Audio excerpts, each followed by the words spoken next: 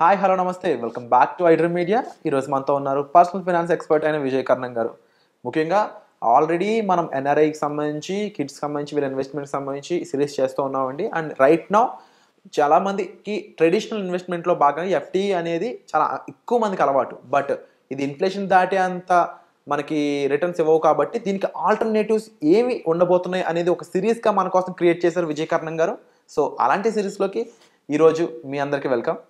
నమస్కారం సార్. నమస్తే అండి. Sir first of all thank you so much ఇలాంటి సిరీస్ ఒకటి స్టార్ట్ చేసినందుకు. ఎందుకంటే ట్రెడిషనల్ ఇన్వెస్ట్మెంట్స్ అయిన గోల్డ్ ఆర్నమెంట్స్, గోల్డ్ ఈటీఎఫ్ అంటే గోల్డ్ ఆర్నమెంట్స్ అండ్ ల్యాండ్ ఎక్కువ మంది చేయలేరు.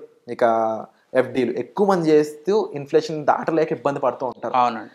అలాంటి వాటికి మీరు ఆల్టర్నేటివ్ ఫండ్ అంటే ఆల్టర్నేటివ్ ఏమైతే ఉన్నాయి ఇన్వెస్ట్మెంట్స్ అవి చెప్పబోతూ ఉన్నారు. సో ఈరోజు ఎపిసోడ్ 1 దీనికి ఈ ఎపిసోడ్లో మీరు ఏమి రిప్రజెంట్ చేయబోతున్నారు? డెఫినెట్గా అండి. చాలా మందికి అవేర్నెస్ లేదు ఇన్ని రోజులు.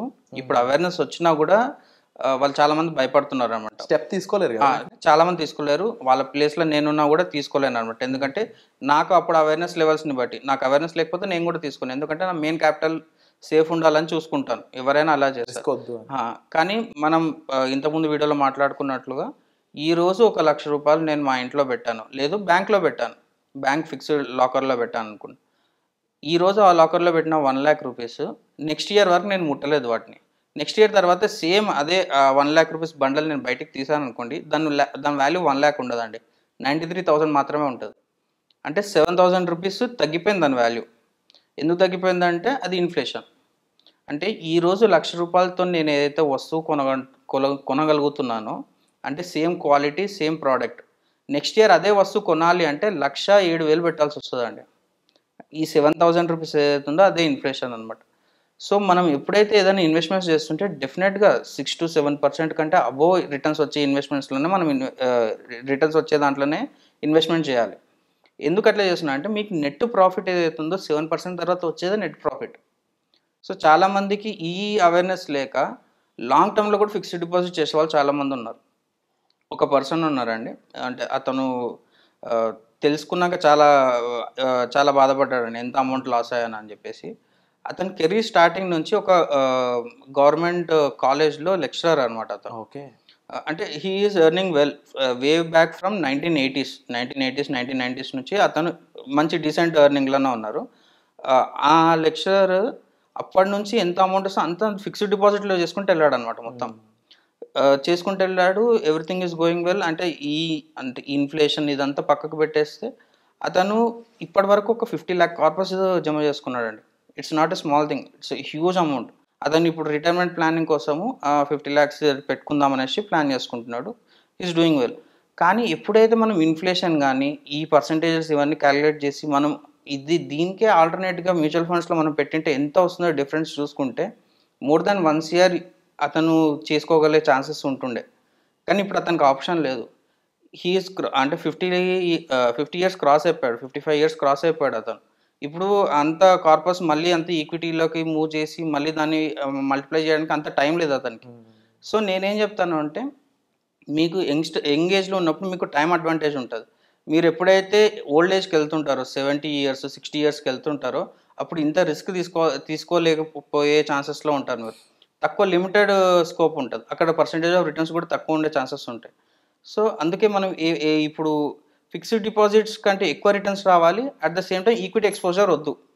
ఇది మెయిన్ మైండ్ సెట్ అనమాట. ఆ లెక్చరర్ కూడా అట్లాగనే అడిగారు అనమాట. నేను కంప్లీట్ ఈక్విటీ మార్కెట్స్లో నేను పెట్టదలుచుకోలేదు, కానీ నాకు ఫిక్స్డ్ డిపాజిట్లో వచ్చే రిటర్న్స్ సరిపోవట్లేదు. అది అతని మెయిన్ అజెండా. సో నేనేం చెప్పాను అంటే, మ్యూచువల్ ఫండ్స్ అంటే అన్ని ఈక్విటీ మార్కెట్స్ కాదు, అన్నీ తీసుకొని స్టాక్ మార్కెట్లో పెట్టారు. దాంట్లో డెట్ మార్కెట్ ఉంటుంది. డెట్ మార్కెట్లో కూడా చాలా డెట్ మ్యూచువల్ ఫండ్స్లో కూడా చాలా రకాలు ఉంటాయి అన్నమాట. సో దాంట్లో వన్ ఆఫ్ ద ఇదేంటి అంటే ఈక్విటీ సేవింగ్ స్కీమ్. అంటే ఈక్విటీలో కంప్లీట్గా ఇన్వెస్ట్ చేయకుండా ఓన్లీ 20 to 30% మాత్రమే ఈక్విటీస్లో ఇన్వెస్ట్ చేస్తారు, మిగతా అన్ని డెట్లోనే ఉంటుంది. సో ఆన్ అండ్ యావరేజ్గా చూసుకుంటే మీకు అట్లీస్ట్ ఒక 2% ఫిక్స్డ్ డిపాజిట్ కంటే ఎక్కువ రిటర్న్స్ వచ్చే ఛాన్సెస్ ఉన్నాయి ఈక్విటీ సేవింగ్ స్కీమ్స్లో. సో దాంట్లో కూడా ఏ ఈక్విటీ సేవింగ్ స్కీమ్స్ అనేది చూస్ చేసుకుంటున్నాం అనేది కూడా చాలా జాగ్రత్తగా చూస్ చేసుకోవాలి. ఎందుకు ఈ ఫండ్ ఈ టైప్ ఆఫ్ ఫండ్ నేను సజెస్ట్ చేస్తున్నాను అంటే, మీరు ఆల్రెడీ ఫిక్స్డ్ డిపాజిట్ చేసేది ఒక 3 ఇయర్స్ 4 ఇయర్స్ కంటే ఎక్కువ హోల్డింగ్ పీరియడ్ ఉన్నారనుకోండి, సేమ్ హోల్డింగ్ పీరియడ్ మీరు ఇక్కడ పెట్టుకుంటే డెఫినెట్గా మీకు ఫిక్స్డ్ డిపాజిట్ కంటే ఎక్కువ రిటర్న్స్ వచ్చే ఛాన్సెస్ ఉన్నాయి. With disclaimer, mutual funds are subject to market risk, అదైతే ఖచ్చితంగా ఉంటుంది. కాకపోతే ఇక్కడ percentage of allocation to equity fund is very limited. అది ఎంత అంటే 20 to 30% కాబట్టి ఈ 30% will outperform our fixed deposit returns అనమాట. సో ఇట్లా బ్యాలెన్స్డ్గా చేసుకుంటూ వెళ్తే మీకు రిటర్న్స్ ఎక్కువ వస్తాయి, at the same time inflation కూడా బీట్ చేసే ఛాన్సెస్ ఉంటాయి. సో మీరు ఎప్పుడైతే పెద్ద కార్పస్ ఉంది, మేము ఈక్విటీ మార్కెట్స్కి డైరెక్ట్గా ఎక్స్పోజ్ చేయదలుచుకోలేదు అనుకుంటే equity savings scheme will be the best option. అక్కడ నుంచి మీరు స్టార్ట్ చేసుకొని గ్రాడ్యువల్గా ఈక్విటీ ఎక్స్పోజర్ తీసుకోవడం it will be the suggestible అనమాట. ఐ థింక్ ముఖ్యంగా 25 years నుంచి 35-40 years లోపు వాళ్ళకందరికి కూడా ఈ ఎపిసోడ్ చాలా అంకితం ఇవ్వాలని అనిపిస్తుంది సార్ నాకు. ఎందుకంటే వీళ్ళందరూ కూడా రాంగ్ డెసిషన్ వల్ల చాలా మంది నష్టపోతుంటారు ఈ ఏజ్, ముఖ్యంగా ఈ టైంలో ఎక్స్పెన్సెస్ పరంగా ఉండొచ్చు, రాంగ్ ఇన్వెస్ట్మెంట్స్ కూడా ఉండొచ్చు. అండ్ మీరు చెప్పినట్లు అబ్జర్వ్ చేస్తే ఆయనకి నిజంగా ఆ టైంలో మనం ఇలాంటి ఛానల్స్ ఉండి విజయ్ గారు అప్పుడు కూడా చెప్పుంటే ఇన్ కేస్ ఆయన సరైన ఇన్వెస్ట్మెంట్ చేస్తుంటే ఈజ్ ద కరోడ్పతి. అంటే ఎవరైనా ఒకరు మంచి సజెషన్ చేసే వాళ్ళు కంటే ఫినాన్స్ రిలేటెడ్ ఎవరైనా సరే టెక్నికల్గా క్వాలిఫైడ్ కాకపోయినా సరే వాళ్ళకి అట్లీస్ట్ కంప్లీట్ నాలెడ్జ్ ఉంది, ఒక 5 to 10 years ఫినాన్షియల్ మార్కెట్స్ ఎట్లా రన్ అవుతాయని వాళ్ళకి ఒక ఐడియా ఉండి ఎవరైనా మంచి అడ్వైస్ ఇచ్చింటే అతను ఈరోజు 50 lakhs దగ్గర 1.5 CR చేసుకునే ఛాన్సెస్ అయితే డెఫినెట్గా ఉంటుండే. But definitely sir fundamental and టెక్నికల్గా మీరు మీ ఇలాంటి పర్సన్స్ అయితే I would suggest much more. ఎందుకు అంటే ఆల్ సైడ్స్ నుంచి ఆల్ కార్నర్స్ని మనం క్లోజ్ చేసి ఒక ప్రాపర్ ఇన్వెస్ట్మెంట్ చేయడం అనేది తీసుకునే బెనిఫిట్ అయితే పూర్తిగా తీసుకుంటే బెస్ట్ కదా అనేది డెఫినెట్గా అండి. ఎందుకంటే ఇప్పుడు బ్రేక్ డౌన్ చేసి చూసుకుంటే ఒక ఫిక్స్డ్ డిపాజిట్లో TDSలు ఉంటాయి, సో మీకు లిక్విడిటీ ఇష్యూస్ కూడా ఉంటాయి, మీరు పార్షల్ విత్డ్రాల్ చేయలేరు. అదే మీరు డెట్ ఫండ్స్లో మీరు పార్షల్ విత్డ్రాల్ చేసుకోవచ్చు, మీరు ఎంత విత్డ్రా చేస్తే దాని మీదే ట్యాక్స్ పడుతుంది. అదే ఫిక్స్డ్ డిపాజిట్ మీరు బ్రేక్ చేశారు అంటే ఎంత బ్రేక్ చేస్తారో, కొంచెం బ్రేక్ చేసినా మొత్తం బ్రేక్ చేసినా మొత్తం ఫిక్స్డ్ డిపాజిట్ బ్రేక్ అయినట్లే. బ్రేక్ ఒకవేళ మెచ్యూరిటీ కంటే ముందు బ్రేక్ చేస్తే మీకు దాని ఛార్జెస్ కూడా పడతాయి. సో ఇన్ని అడ్వాంటేజెస్ కంటే ఇన్ని డిసడ్వాంటేజెస్ ఎక్కువ ఉన్నాయి మనకు అడ్వాంటేజెస్ కంటే. So better we look for the alternative. ఇప్పుడు ఒకటి ఏదో బాగాలేదు దాన్ని మనకి ఇబ్బంది పెడుతుంది అని మనం రియలైజ్ కాలేదు, వన్స్ రియలైజ్ అయినాక స్లోలీగా అంటే మొత్తం అట్ ఏ టైం మొత్తం అంతా ఈక్విటీ మార్కెట్స్కి వచ్చేమని నేను సజెస్ట్ చేయను. గ్రాడ్యువల్గా మీరు చూస్తుండండి, వేరే ఆల్టర్నేటివ్ ఆప్షన్స్ చూస్తుండండి. బెటర్ మీ టైంని అయితే పోగొట్టుకోకండి. ఇన్వెస్ట్మెంట్స్లో time is much more important than money. So టైంని అయితే పోగొట్టుకోకండి. Wonderful sir. అండ్ తప్పకుండా సార్ చెప్పిన విధంగా ముఖ్యంగా ఇన్వెస్ట్మెంట్స్ అనేవి రైట్ ఇన్వెస్ట్మెంట్స్ అయినప్పుడు రైట్ ROI దాని నుంచి మనకు వచ్చినప్పుడు మనం చూసే అమౌంట్ అనేది చాలా బెటర్ ఉంటుందండి. అండ్ హిస్టారికల్గా మ్యూచువల్ ఫండ్స్ ఎంతెంత రిటర్న్స్ వచ్చినాయి అనేది వాటిపై సార్ ఆల్రెడీ ఎపిసోడ్ చేయడం జరిగింది. అండ్ వాటిపై మరింత డీటెయిల్స్ మీకు కావాలనుకున్నట్లయితే డిస్ప్లే అవుతున్న నెంబర్స్ కాల్ చేసి మీరు పర్సనల్ అపాయింట్మెంట్ అనేది బుక్ చేసుకోవచ్చు.